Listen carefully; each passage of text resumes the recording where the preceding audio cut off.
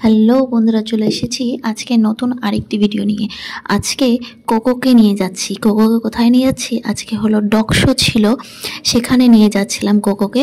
তো প্রথমে কোকোকে আমি গলায় বেল্ট লাগাই যাতে ওকে আমি নিয়ে যেতে পারি, কিন্তু গলায় বেল্ট আমি ওকে কোনোদিনই আর কখনোই দিইনি, সবসময় বডি বেল্টই দিয়েছি। আর বডি বেল্ট দিয়ে আমি যখন ওকে ঘুরতে নিয়ে যেতাম তখনকার রাস্তায় বা বাড়িতেই অনেক সময় কী করতো, পিঠ থেকে বডি বেল্ট খুলে ফেলতো, পিঠটাকে বেঁকিয়ে বডি বেল্টও খুলে ফেলতো। তো আজকে আমি ওকে গলায় বেল্ট দিয়েছি। যখন আমি ওকে গলায় বেল্ট দিয়েছি তখন ও কোনো মতেই আসতে চাইছে না, বাবার ঘরে ঢুকে যাচ্ছে, দেখতেই পারছো। তখন আমি কি করলাম, তখন ওকে আমি বডি বেল্টটাও পরালাম। তারপর গিয়ে ও বাড়ির থেকে বেরোলো। ওর অভ্যাস সবসময় বডি বেল্ট পরার। আমি ওকে গলায় কখনোই বেল্ট দিতাম না, কারণ ওর গলায় কোনো কারণে যাতে কষ্ট না হয়, তার জন্যই আমি ওকে গলায় বেল্ট দিতাম না। তো বডি বেল্ট যেহেতু খুলে ফেলায়, আর আজকে যেহেতু এতটা দূর ওকে নিয়ে যাচ্ছি, আর সেই সময় যদিও কোনো কারণে বেল্ট খুলে এদিক ওদিক দৌড় মারে, তখন ওকে সামলানো খুব সমস্যা হয়ে যাবে। আর তার থেকে বড় কথা যে ওর যাতে কিছু না হয়ে যায়, তার জন্যই আমি ওকে আজকে গলায় বেল্ট দিয়েছি। আর ও হলো যখন ও দৌড়ায় তখন ওর পিছনে কেউ দৌড়ে পারে না ওর সাথে। ও একটু করে পেছনে দেখবে আমার পেছনে কেউ দৌড়াচ্ছে কিনা, যেই দেখবে যে হ্যাঁ পেছনে কেউ আছে, তাকে খুঁজতে আসছে, ও আরও জোরে দৌড়াবে তখন তাকে দেখে। এরকম আমার সাথে অনেকবার করেছে। ওর পেছনে দৌড়াতে গিয়ে আমি পড়েও গেছি, আমার হাঁটুতেও ব্যথা লেগেছিল, হাঁটুতে কেটেও গেছিলো। তো ওর জন্য আমি আজকে ওকে গলায় বেল্ট দিয়েছি। আর ওর কাছে দেওয়াল টপকানো কোনো বড় ব্যাপারই না, এক চোখের পলক ফেলতে না ফেলতেই ও দেওয়াল টপকে দেয়। তার জন্য আমি আজকাল কোনো রিস্ক নিইনি, আমি গলায় বেল্ট দিয়ে ওকে নিয়ে গেছি। এই ডগ শোটা হয়েছিল এসি কলেজের আগে, মানে জলপাইগুড়ি এসি কলেজের আগে যে মাঠটা, এবিপিসি মাঠ, সেই মাঠে হয়েছিল।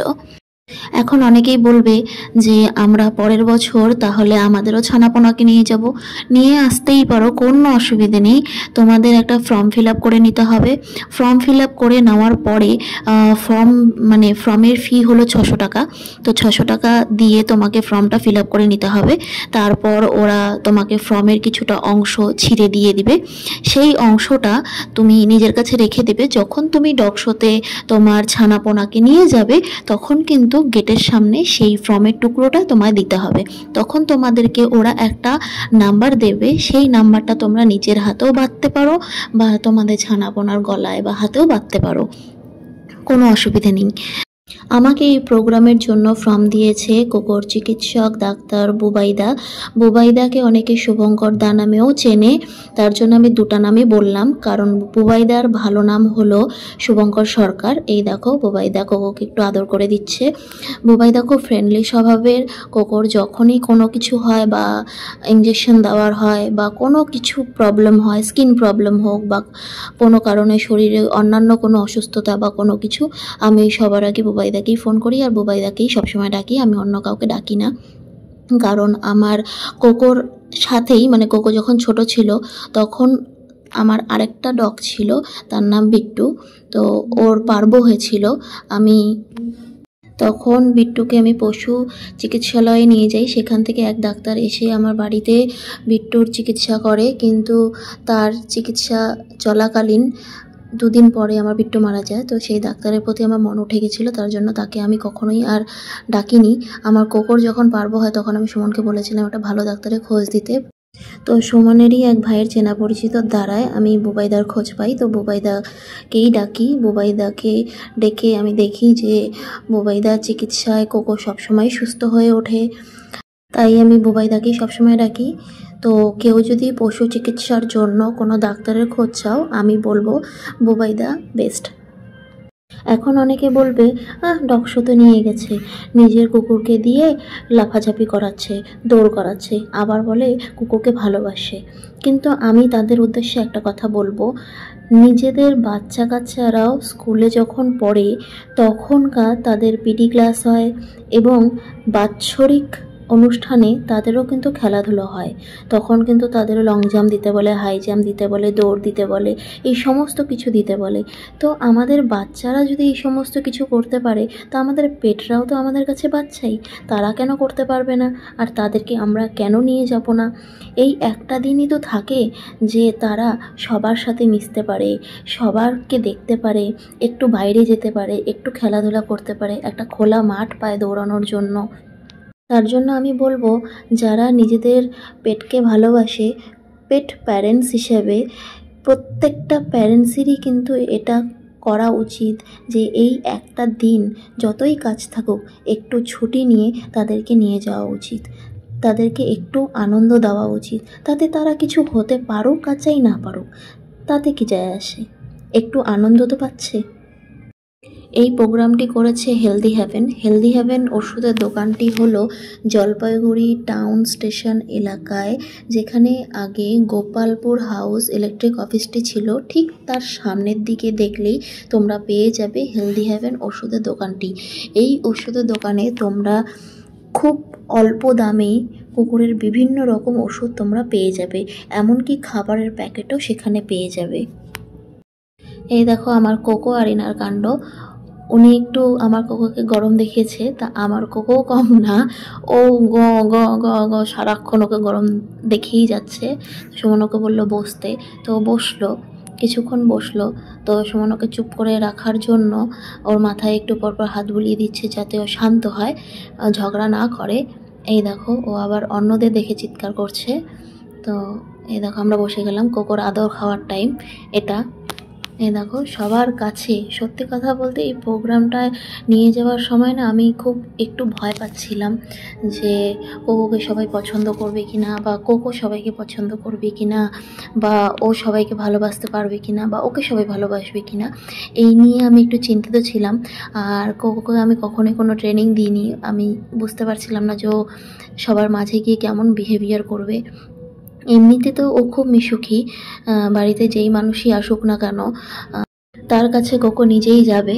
আর সে যদি একটু আদর করে দিল কোকোকে, তাহলে তার গায়ে উঠবে, সারাক্ষণ তার পিছে পিছে ঘুরবে, তার পাশেই থাকবে, তার কাছেই থাকবে, তাকে ছেড়ে কোথাও যাবে না। এই দেখো কোকো কতটা মিশুকি।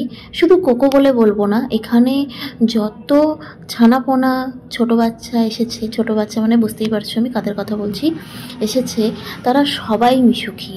আমিও তাদেরকে ধরেছি, তাদেরকে আদর করেছি, তারাও কিন্তু আমার কাছে এসেছে, একদম খুবই মিশুকি সত্যিকারের। আমার এই জিনিসটা খুব ভালো লাগলো। আর আমি এখানে নিয়ে এসে যখন দেখলাম ও সবার সাথে মিশে যাচ্ছে, সবার কাছে আদর পাচ্ছে, সবাই ওকে ভালোবাসছে, আমি এই জিনিসটা দেখে খুব খুশি হয়েছি। আর একটু শান্তি পেয়েছি যে হ্যাঁ, আমি ওকে নিয়ে এসে ভালোই করেছি। এই দেখো এখানে হেলদি হ্যাভেন কিন্তু কোকোর মতো সবার জন্য খাবারেরও অ্যারেঞ্জ করেছে, আর সেটা একদম ফ্রি ছিল। আর এখানে শুধু কোকোর মতো সবার জন্য নয়, এখানে মানুষের জন্য খাবার, মানে পেট প্যারেন্টসের জন্য খাবারের ব্যবস্থা করা হয়েছিল, কিন্তু সেটা তোমাদেরকে কিনে নিতে হবে। শুধু কোকোর মতন সবার জন্যই কিন্তু খাবারটা ফ্রি ছিল। তো এই দেখো কোকোকে সবাই আদর করছে, কোকো সবার কাছে যাচ্ছে, সবার কাছে আদর পাচ্ছে, ও সবাইকে ভালোবাসছে। এই দেখো এখন আমাদের মাঠের মাঝে যাওয়ার সময় চলে এসেছে। তো এই দেখো আমাদেরকে এখানে বলেছে যে দেশি যারা আছে তাদেরকে নিয়ে সামনে এগিয়ে আসতে, সবাইকেই একটা নাম্বার দেওয়া হয়েছে। তো সেই নাম্বারগুলো ধরেই অ্যানাউন্স করা হয়েছে সামনে আসার জন্য, কারণ আমাদের এখন মাঠের ভেতরে যাওয়ার সময় ছিল। এবার প্রোগ্রামটা এমনভাবেই করা হয়েছে, যারা ইন্ডিয়ান ব্রিড তাদের সবার আগে ডাকা হয়েছে, তারপর সব ব্রিড অনুযায়ী ডাকা হয়েছে, সবাইকে একসাথে ডাকা হয়নি। তো এই দেখো সবাই লাইনে দাঁড়িয়ে পড়েছে। আবার ফিমেল মেল হয়তো ভাগ করেই দিয়েছিল, কারণ আমি যখন দাঁড়িয়েছিলাম তখন আমি সবাইকে দেখলাম মেল, আর আমারটাও মেলই ছিল। তো এই দেখো সবাইকে দাঁড় করিয়ে দিয়েছে। এই প্রোগ্রামটা হলো প্রথমে তোমাকে তোমার পেটকে নিয়ে সোজা হাঁটতে হবে, আবার রিটার্ন আসতে হবে, তারপর গোল করে গোটা মাঠের চারপাশে হাঁটতে হবে। এইভাবেই প্রোগ্রামটা হবে।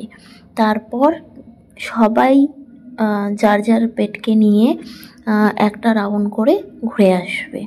তো এইখানে এই দেখো হচ্ছে, সবার ফটো তোলা হচ্ছে। তো আমার কোকো অনেক দিন পর মাঠ পেয়েছে। মাটি তো পায় নাও সহজে, কারণ আমার বাড়িতেও ঘরের মধ্যেই থাকে সব সময়, আর ঘরের মধ্যেইও ছাড়া থাকে।